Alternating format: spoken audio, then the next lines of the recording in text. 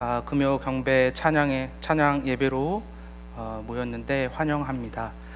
저희들 잠시 말씀을 오늘 주신 말씀을 읽도록 하겠습니다. 오늘 말씀은 누가복음 15장의 말씀입니다. 누가복음 15장 11절에서 24절까지의 말씀입니다. 누가복음 15장 11절에서 24절까지의 말씀, 우리 다 같이 잠시 일어나셔서 하나님의 말씀을 받도록 하겠습니다. 15장 11절에서 24절 한 목소리로 천천히 읽도록 하겠습니다. 시작. 예수께서 말씀하셨습니다. 어떤 사람에게 두 아들이 있었다.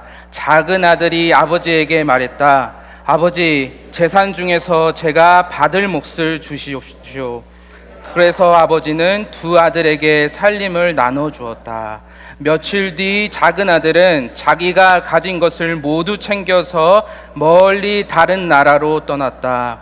그러고는 거기서 방탕하게 살면서 그 재산을 낭비했다. 그가 모든 것을 탕진했을 때 그 나라 전역에 심한 풍년이 들어 형편이 어려워지기 시작했다. 그래서 그는 그 나라 사람에게 일자리를 얻었는데 그 사람은 그를 들판으로 내보내 돼지를 치게 했다. 그는 돼지가 먹는 쥐엄나무 열매라도 배를 채우고 싶었지만 그것마저 주는 사람이 없었다. 그제서야 정신이 들어서 말했다. 내 아버지 집에는 양식이 풍부해서 일꾼들이 먹고도 남는데 나는 여기서 굶어 죽는구나. 내가 일어나 아버지에게 돌아가 말해야겠다. 아버지, 제가 하늘과 아버지께 죽을 죄를 지었습니다. 저는 더 이상 아버지의 아들이라 불릴 자격이 없으니 그저 하나의 일꾼으로나 삼아 주십시오. 그러고는 아들은 일어나 아버지에게로 갔다. 아들이 아직 멀리 있는데 그 아버지는 아들을 보고 불쌍히 여겨 아들에게 달려가 그의 목을 껴안고 입을 맞췄다. 아들이 아버지에게 말했다. 아버지, 제가 하늘과 아버지께 죄를 지었습니다. 이제 아들이라고도 불릴 자격이 없습니다. 그러나 아버지는 종들에게 말했다. 어서 가장 좋은 옷을 가져와 이 아이에게 입혀라. 손가락에 반지를 끼우고 발에 신을 신겨라. 살진 송아지를 끌어다 잡아라. 잔치를 벌이고 즐기자. 내 아들이 죽었다가 다시 살아났다. 이 아들을 잃었다가 이제 찾았다. 이렇게 그들은 잔치를 벌이기 시작했다. 잠시 주신 말씀을 받으면서 기도하겠습니다. 제가 기도하겠습니다. 살아계신 하나님, 감사합니다. 하나님, 오늘 저녁에 당신께서 주신 이 말씀을 가지고 하나님, 저희들 하나님 아버지의 은혜를 생각해 보고자 합니다. 하나님, 저희들에게 오셔서 말씀하시고 저희들의 마음을 여시고 귀를 여셔서 하나님이 말씀하신 그 진리의 말씀 앞에 아멘하며 화답하고 우리의 삶의 모든 방향을 당신께로 돌릴 수 있도록 하나님 인도하여 주시옵소서. 감사드리며 예수님 이름으로 기도드렸습니다. 아멘. 감사합니다. 자리에 앉아주시기 바랍니다.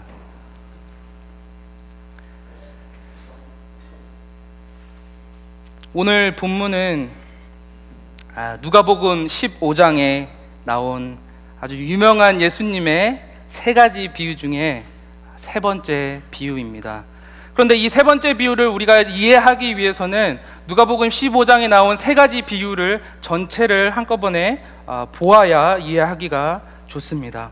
누가복음 15장에 나오는 세 가지 예화를 통해서 예수님께서는 하나의 이야기를 하고 계시기 때문입니다. 첫 번째 비유는 우리가 잘 아는 잃어버린 양을 찾는 예수 그리스도, 목자이신 예수 그리스도의 모습을 보여주고 있습니다. 그리고 두 번째 비유는 잃어버린 은화를 찾는 여인의 모습인데 그 여인이 등불을 들고 은화를 찾는 모습에서 우리의 마음을 조명하시고 찾으시는 성령님의 모습을 또한 발견할 수 있습니다. 그리고 오늘 본문인 세 번째 비유에서 영원한 목자이신 예수 그리스도의 고난과 수고, 그리고 변화시키시고 새롭게 하시는 성령님의 조명을 통해 회개하고 돌아오는 죄인들에게 부어주시는 하나님의 놀라운 은혜를 보여주고 있습니다. 그러나 예수님께서는 왜 이 세 가지 비유를 말씀하셨을까요? 15장 1절과 2절의 그 배경이 나오는데, 1절에 세리들과 죄인들이 모두 예수의 말씀을 듣기 위해 모였습니다. 그러자 바리새파 사람들과 율법 학자들이 크게 웅성거리기 시작했습니다. 이 사람이 죄인들을 맞아들여 그들과 함께 음식을 먹는다 라고 기록을 합니다. 바리새파 사람들과 율법 학자들, 곧 유대민족의 종교 지도자들이 예수님께서 그들이 보기에 죄인인 세리와 죄인들, 곧 유대민족이 아닌 사람들과 함께 어울리는 것을 보고 비난하기 시작합니다. 그러자 예수님께서는 이 유명한 세 가지 비유를 들어서 죄인, 곧 잃어버린 자들을 초대하고 그리고 받아들이며 구원하시는 놀라운 하나님의 은혜, 그리고 그것을 통하여 하나님께서 기뻐하신다라는 것을 알려주시고자 했던 것입니다. 그래서 한 신학자는 누가복음 15장을 전체를 요약하면서 이렇게 정리를 합니다. 15장 전체는 죄인의 구원과 관련된 하나의 비유로서 거룩하신 삼위일체의 하나님께서 잃어버린 자를 구원하시는 은혜의 모습을 각각 아름답고 경이롭게 묘사하고 있습니다. 오늘 본문 11절에서 24절 중 20절을 함께 보시겠습니다. 그러고서 아들은 일어나 아버지께로 갔다. 아들이 아직 멀리 있는데 그 아버지는 아들을 보고 불쌍히 여겨 아들에게 달려가 그의 목을 껴안고 입을 맞췄다. 정말 감동적인 장면입니다. 이 구절은 하나님께서 죄인에게 베푸시는 놀라운 아버지의 은혜와 사랑의 모습을 분명하게 보여줍니다. 집을 떠나 방탕하게 살았던 아들, 다시 말해서 하나님을 부정하고 세상을 쫓아 세상의 방향으로, 그리고 하나님을 멀리했던 저와 여러분 같은 죄인들에게, 또한 그런 죄의 모습에서 아직 돌이키지 못하고 하나님께로 돌아오지 못하고 있는 세상의 많은 사람들에게 예수님께서는 하나님 아버지의 따뜻한 환영과 변함없는 사랑과 은혜가 이미 준비되어 있음을 가르쳐주고 계십니다. 바로 이곳 하나님의 집에 말이죠. 오늘은 20절 말씀을 중심으로 죄인들을 초대하시고 용서하시고 받아주시는 아버지의 은혜에 대해서 5가지로 생각해 보려 합니다. 그 놀라운 은혜를 마음 깊이 만나는 귀한 시간 되시기를 바랍니다. 죄인에게 베풀어 주시는 하나님 아버지의 놀라운 은혜, 오늘 본문에서 예수님께서 말씀하시는 그 아버지의 은혜, 첫 번째로 간절히 기다리시는 은혜입니다. 20절을 다시 읽겠습니다. 그러고서 아들은 일어나 아버지에게로 갔다. 아들이 아직 멀리 있는데 그 아버지는 아들을 보고 라고 기록을 합니다. 아직 탕자가 멀리서 걸어오고 있을 때 아버지는 이미 그 탕자를 보았습니다. 이 모습은 집 문 밖으로 나와서 먼 길가에 서서 아들이 언제 오려나라고 매일매일 기다리셨던 그 아버지의 간절한 모습을 보여주고 있습니다. 여기서 보다라는 말은 알아차리다, 느끼다, 이해하다라는 의미를 가지고 있는 단어입니다. 그래서 매일매일을 집 밖에서 서성이며 그의 아들이 간절히 돌아오기만을 기다렸기 때문에 멀리서 그 아들이 비루한 모습을 하고 돌아오는 것을 보자마자 그 아버지는 그 비참한 모습의 사람이 당신의 아들임을 깨달았고 그의 어려웠던 삶을 느끼고 그의 마음을 이해했습니다. 이것이 바로 우리 죄인들을 간절히 기다리시는 하나님 아버지의 모습입니다. 우리 같은 죄인이 하나님에게서 멀리 떠나 방탕한 생활을 하고 하나님께서 주신 우리의 재능을 다 탕진해서 거짓골을 하고 무슨 낯으로 우리가 돌아올 수 있겠습니까? 그런데도 놀랍게도 하나님 아버지는 그런 탕자 같은 죄인 저와 여러분에게도 여전히 사랑을 주셔서 언제 돌아오려나 하며 간절히 기다리고 계신다는 것입니다.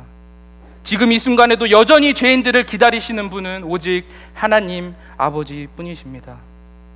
그런데 이 장면은 동시에 죄인들이 하나님 아버지께서에게서 얼마나 멀리 떨어져 있는지를 심각하게 보여줍니다. 20절에 보시면 그러고서 아들은 일어나 아버지께로 갔다.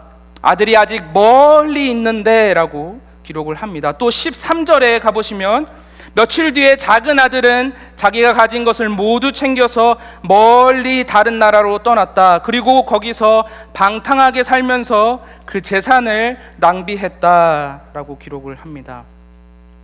이 아들이 제정신을 차리고 아버지께로 돌아와야겠다라고 마음을 먹고 돌아오고 있는 장면입니다. 그런데 아직도 거리가 멀다라고 예수님은 말씀하고 계셨습니다. 얼마나 먼 나라였을까요?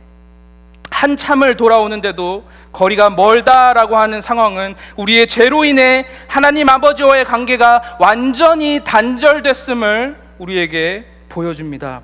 깊은 골짜기에 가로막혀서 다시는 올 수 없을 만큼 먼 나라로 우리들은 간 것입니다. 도저히 우리 힘으로는 그 깊은 골짜기를 건널 수가 없는, 우리에겐 그런 능력이 없음을 보여주는 바로 그 표현이 멀리 있다라는 표현입니다.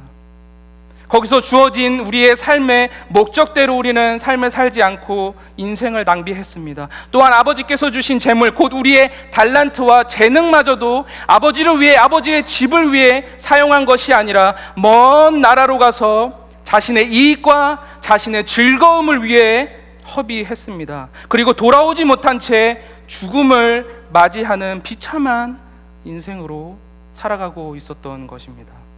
17절에 그 탕자가 말하기를 내 아버지 집에는 양식이 풍부해서 일꾼들도 먹고도 남는데 나는 여기서 굶어 죽는구나 라고 탄식을 합니다.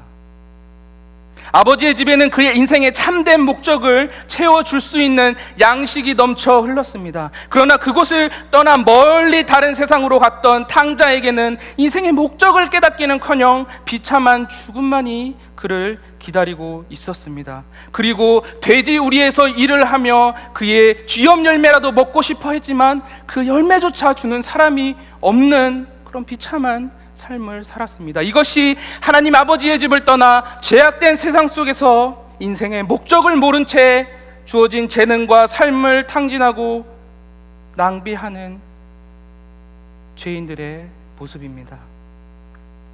그러나 그 먼 나라에서 죽은 저와 여러분들 같은 죄인들을 간절히 기다리시는 분은 하나님 아버지 한 분뿐이셨습니다. 하나님과 멀리 떨어져 있던 죄인들을 보시고 그들을 위하여 당신의 아들을 보내셨습니다.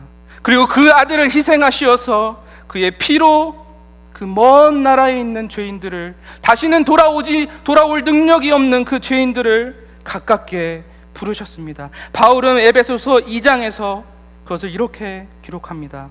그러나 그때는 하나님에게서 멀리 떨어져 있던 여러분이 이제는 그리스도 예수 안에서 그리스도의 피로 가까워졌습니다.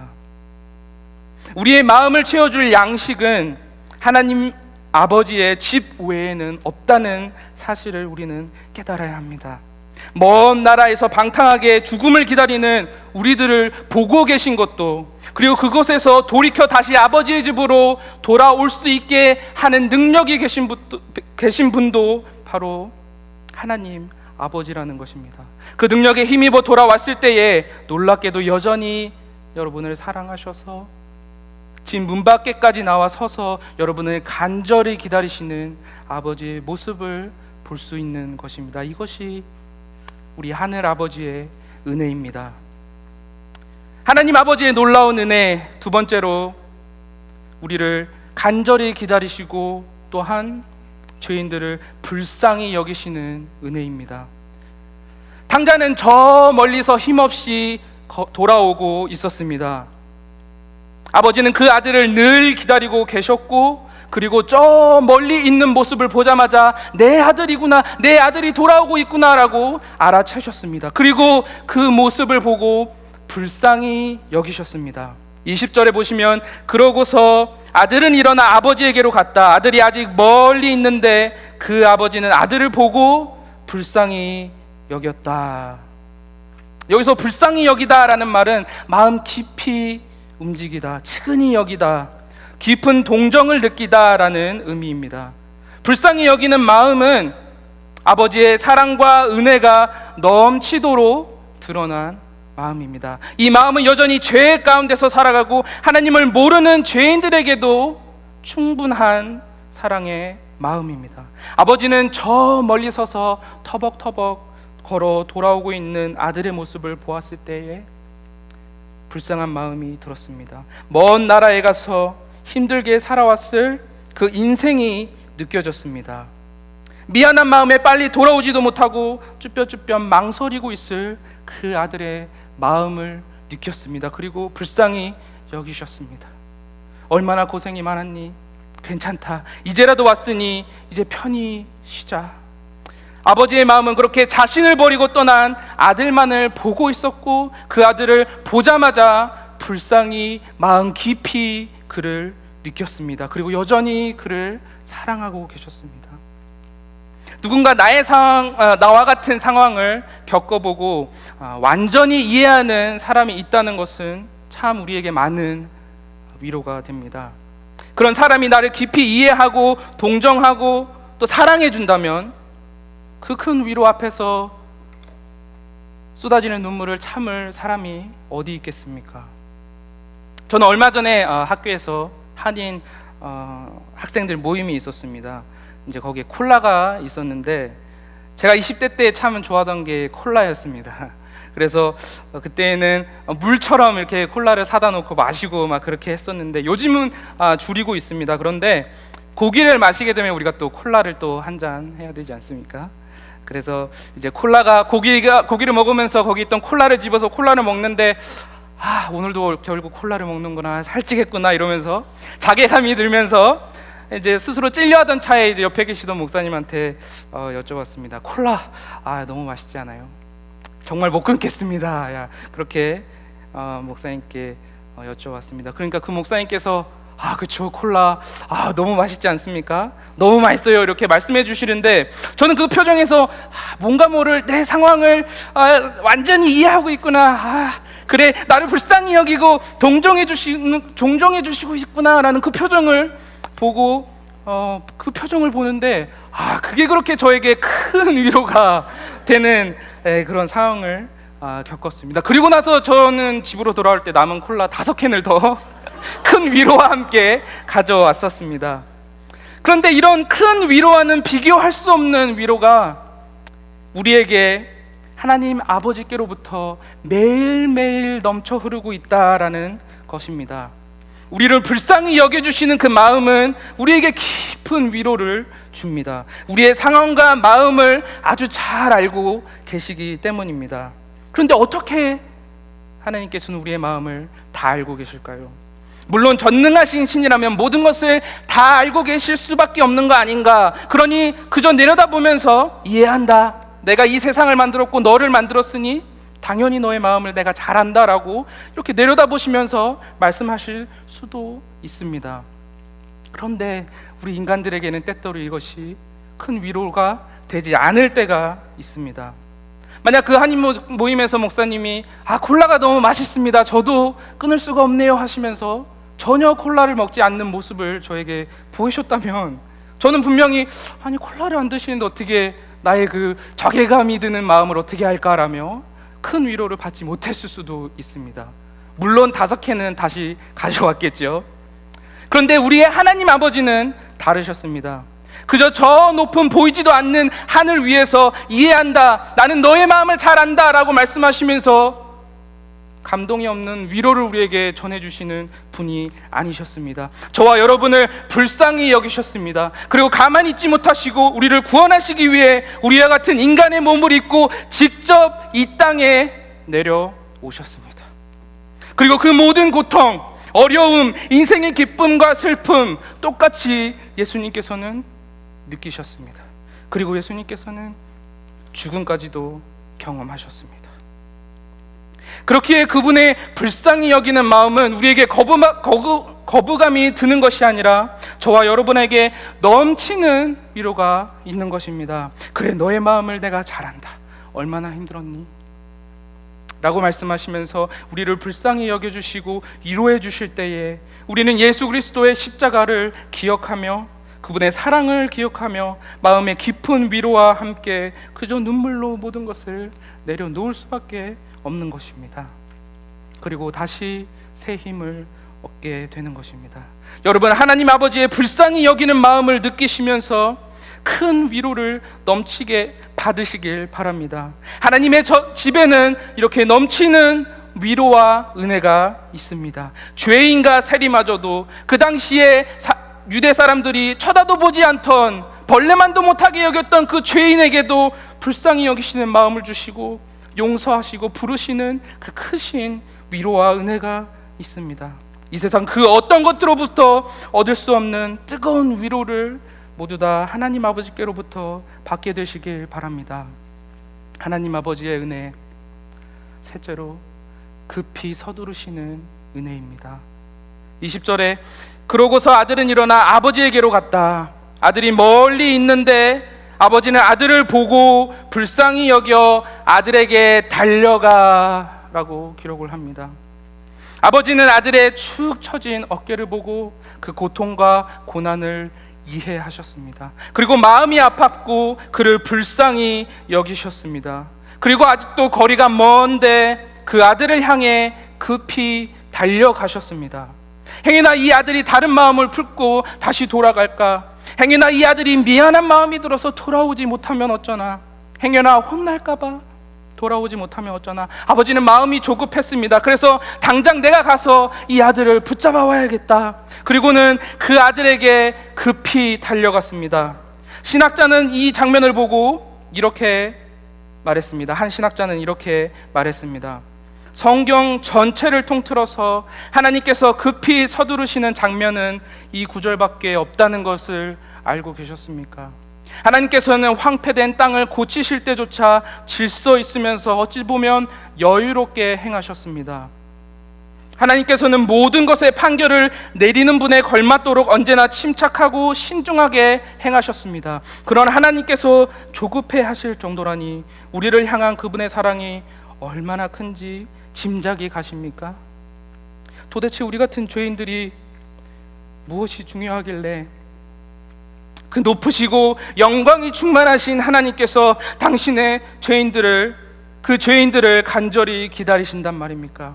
하나님을 멀리했던, 그래서 먼 나라로 떠나 죄악 가운데 살았던 저와 여러분 같은 죄인들이 도대체 무엇이 중요하기에 말씀 하나로 세상을 창조하신 전능한 창조주께서 어찌 그렇게 서두르시고 조급해 하시며 죄인들에게 먼저 달려오신다는 말입니까? 여러분 안에 조금이나마 사랑받을 자격이 있어서입니까?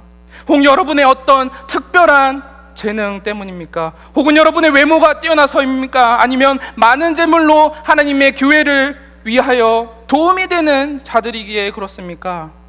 하나님께서는 여러분에게 도움이 될 만한 어떤 것을 얻기 위해 여러분을 기다리시고 불쌍히 여기시고 급히 달려오시는 그런 분이 아닙니다.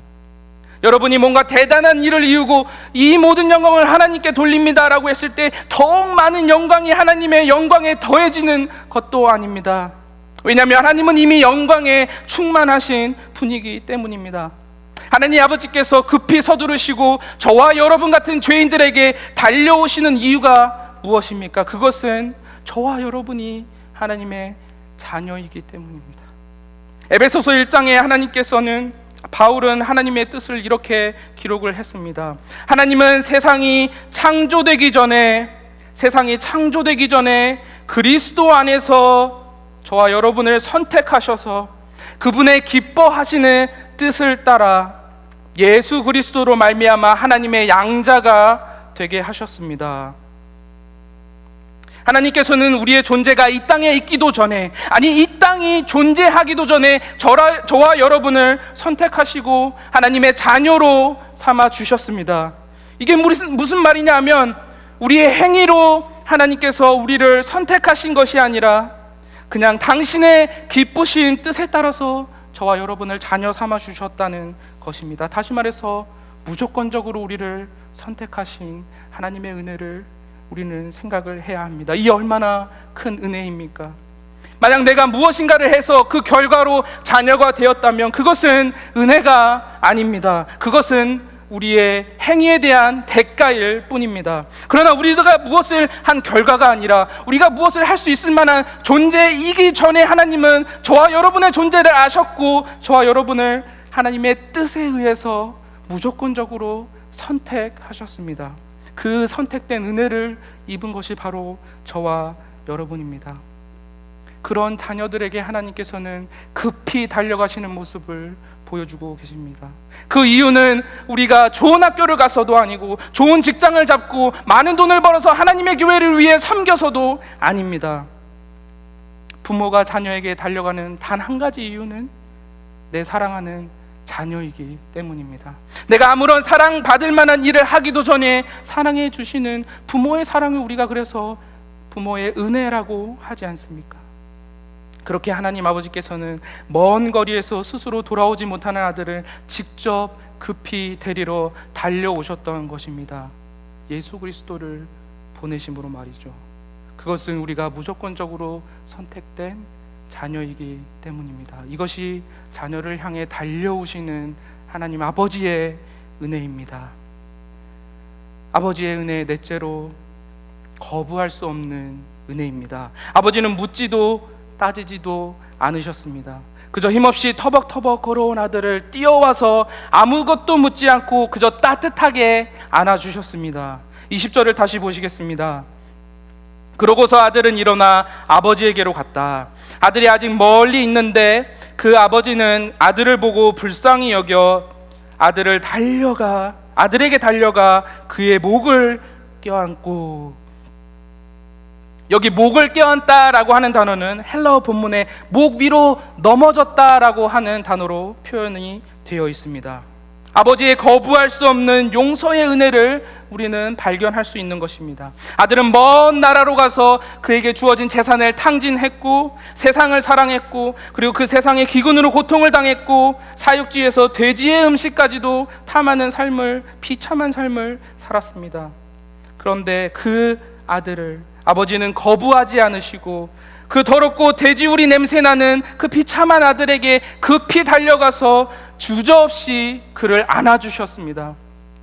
그 아들이 아버지 제 꼴이 이런데 좀 씻고라고 말을 하기도 전에 아버지께서는 거부할 새도 없이 그 아들을 안아주셨습니다. 혹시 남에게 말 못할 부끄러운 죄를 짓고 계시지는 않습니까? 삶의 매 순간에 나타나는 끊임없는 죄악 때문에 혹시 하나님께서 나를 버리시면 어쩌나, 너무 많은 죄를 지어서 더 이상 용서해 주시지 않으시면 어쩌나 라고 불안한 생각에 사로잡히지는 않으십니까? 또는 하나님, 제가 최근에 많은 잘못을 저질렀는데 주시는 그 사랑을 조금만 있다 받겠습니다. 제가 제 인생을 조금만 정리하고 돌아올 테니까 그때까지 조금만 기다려 주십시오라며 그 하나님의 스스로 지은 죄 때문에 하나님에게 오려는 그것을 미루는 어리석은 생각을 하지는 않으십니까? 하나님 아버지의 은혜를 저급하고 불완전한 것으로 여기지 마시기 바랍니다. 하나님의 은혜는, 아버지의 은혜는 그 모든 것을 감싸 안는 은혜입니다. 죄와 대가를 묻지 않으시고 모든 것을 용서하시는 거부할 수 없는 은혜입니다. 그렇기 때문에 죄의 값에 때문에 불안해하며 하나님의 용서를 받을 짝이 없다고 하나님이 주시는 은혜를 거부하려는 어리석은 생각을 하지 마시기 바랍니다. 하나님께서는 아무것도 묻지 않으시고 그에게 달려가 그의 아들을 안아주시는 은혜가 넘치시는 분이심을 깨달으시기를 바랍니다. 아버지의 은혜, 마지막으로 다시 친밀한 관계를 맺어주시는 은혜입니다. 아버지는 아들을 간절히 기다렸습니다. 그 비참한 모습에 마음이 아프고 불쌍히 여기셨습니다. 그리고 두 팔을 벌려 온 몸으로 거부할 수 없는 따뜻한 포옹을 해주셨습니다. 그리고 입을 맞추셨습니다. 20절을 다시 보겠습니다. 그러고서 아들은 일어나 아버지에게로 갔다. 아들이 아직 멀리 있는데 그 아버지는 아들을 보고 불쌍히 여겨 그 아들에게 달려가 그의 목을 껴안고 입을 맞췄다. 아버지는 방탕한 아들을 보고서도 꾸짖지 아니하시고 오히려 입을 맞추셨습니다. 당시에 입맞춤이라고 하는 것은 환영과 사랑과 화해와 친근한 관계를 나타냈는데, 이 모든 것이 우리를 향한 아버지의 심정을 우리에게 보여주고 있습니다. 모든 것을 용서하시는 포옹과 함께 입맞춤으로써 하나님 아버지와 당신의 자녀의 친근한 관계가, 친밀한 관계가 시작되고 있음을 보여주셨습니다. 정말 하나님 한 분으로 여러분의 삶이 만족되십니까? 내가 재정적으로 어려운 상황에서도, 건강이 좋지 않음에도, 사업이 어려워진 상황 속에서도 주어진 삶이 하나님이 허락하신 삶을 믿고 감사하는 삶을 살며 하나님과 친밀한 관계를 맺고 계십니까? 혹은 축복이 넘치는 삶, 직장이 잘 되고 가정이 화목하고 자녀가 좋은 직장, 좋은 학교, 좋은 직장에 가는 복을 받음에도 여전히 하나님 한 분만이 내 인생의 주인이십니다. 하나님이 내 삶 가운데 임재하지 않으시면 그 모든 것들이 소용이 없습니다라는 고백을 하나님 앞에 하시며 하나님의 임재를 가장 소중히 여기시는 삶을 살고 계십니까?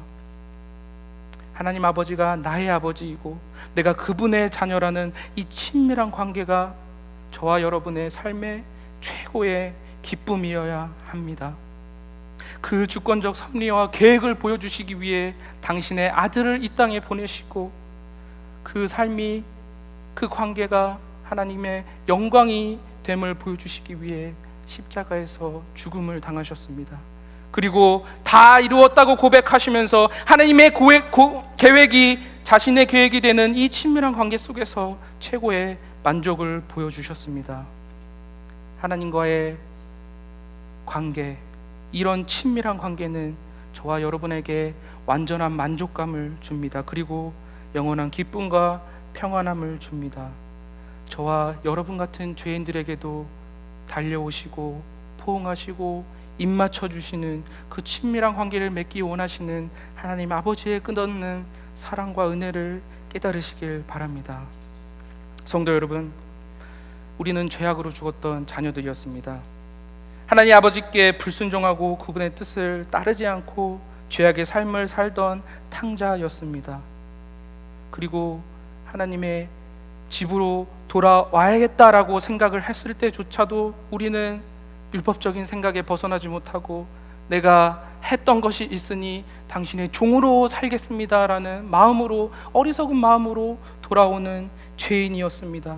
그러나 그 아들을 보시는 아버지는 간절히 기다리셨고 그 아들을 불쌍히 여기셨고 급히 달려오셨고 아무것도 묻지 않고 거부할 수 없는 포옹을 우리에게 주셨으며 친밀한 입맞춤으로 아버지와 자녀의 관계를 회복시켜 주셨습니다.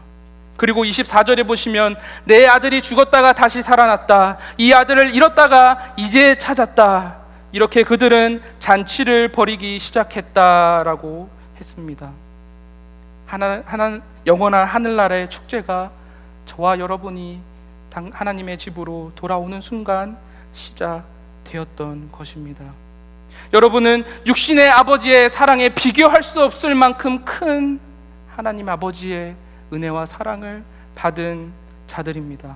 그런데 어찌 미안함과 감사함 없이 그저 하루하루를 어떻게 하면 내 한 인생 잘 먹고 잘 살까라는 걱정만으로 살아갈 수가 있습니까? 하나님 아버지께서는 당신의 아들을 이 땅에 보내시고 죽이기까지 우리를 사랑해 주셨는데, 그 사랑을 느꼈다면 우리가 무엇인가라도 하나님 앞에서 우리의 삶을 보여드려야 하는 것이 아니겠습니까? 그렇기 때문에 우리는 하나님과의 친밀한 교제 가운데 매일매일 삶 속으로 들어가야 합니다. 매일매일이 다람쥐 쳇바퀴 돌아가듯이 지루하고 재미도 없는 삶일지라도 이 삶이 하나님 앞에서 내가 하나님과 교제를 맺으면서 살아가는 삶이 될 때에 우리에게는 영원한 평안과 기쁨이 넘칠 수가 있는 것입니다. 그런 삶이 될 때에 우리는 기쁨 가운데서 하루하루를 최선을 다해서 살아갈 수가 있는 것입니다. 아무런 의미가 없어 보이는 삶일지라도, 내가 무엇을 하고 있는지조차 깨달지 못할지라도 하나님께서는 여전히 우리를 사랑하시고 그 하루를 최선을 다하는 삶을 살 때에 우리의 삶으로 영광을 받으시는 분이시기 때문입니다. 오늘 이 시간 말로 형용할 수조차 없는 하나님 아버지의 큰 은혜를 받으신 저와 여러분이 조금이나마 그분의 사랑에 보답하기 위해 그분 한 분만을 만족하며 하나님 아버지의 영광을 위해 여러분의 보내신 삶 가운데서 최선을 다해 살아가시는 그런 낮아짐 교회 성도들 되시기를 바랍니다. 우리 함께 찬양 함께 부르시겠습니다. PPT가 준비되어 있나요?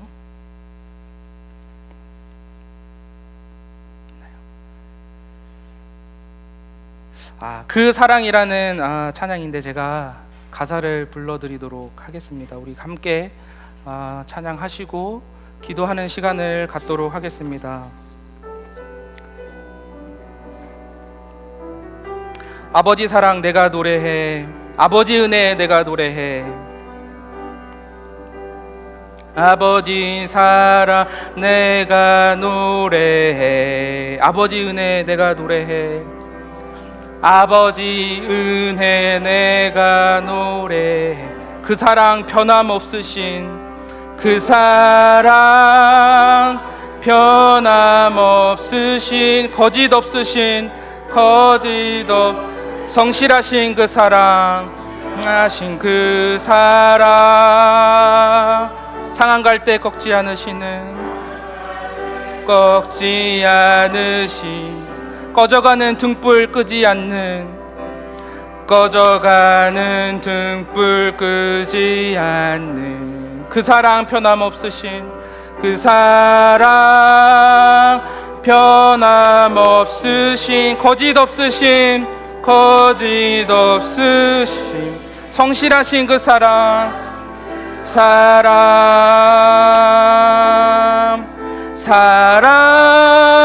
그 사랑 날 위해 죽으신,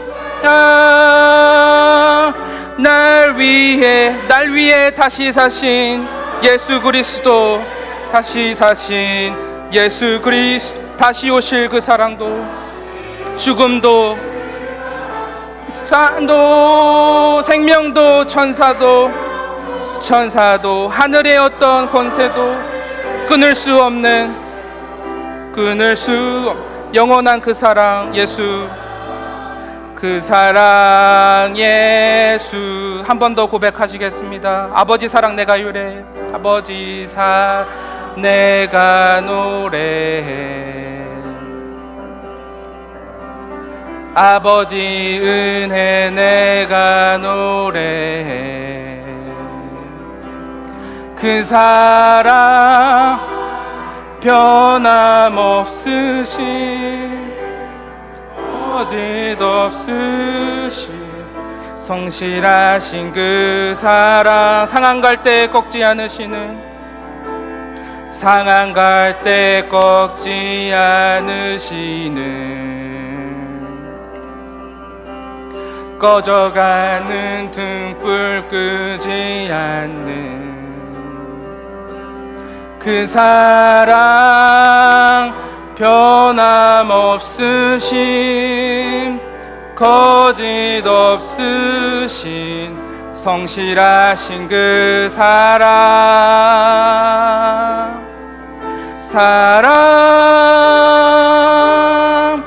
그 사랑 날 위해 죽으신, 날 위해 다시 사신 예수 그리스도, 다시 오실 그 사랑, 죽음도 생명도 천사도 하늘의 어떤 권세도 끊을 수 없는, 영원한 그 사랑 예수. 우리 이 시간 함께 기도하실 때에 하나님 아버지의 변한 없으시고 거짓 없으신 그 사랑과 은혜 우리에게 충만하게 해달라고 함께 이 시간 기도하실 때에 우리를 기다리시고 불쌍히 여기시고 급히 달려오셔서 안아주시고 입 맞춰주시는 그 크신 은혜가, 그 완전하신 사랑이, 당신의 하나뿐인 아들 예수 그리스도 십자가의 죽음으로 보여주신 그 사랑에 감사와 영광을 올려드리는 기도를 함께 올려드렸으면 좋겠습니다. 저는 아무것도 아닌 존재입니다. 당신의 은혜가 없으면 이 자리에 나올 수 없는 악한 죄인입니다. 그럼에도 불구하고 자녀 삼아주시고 부어주시는 사랑과 은혜에 감사합니다라고 고백하며 뜨거운 사랑에 진심으로 감사하는 기도를 함께 올려드리도록 하겠습니다.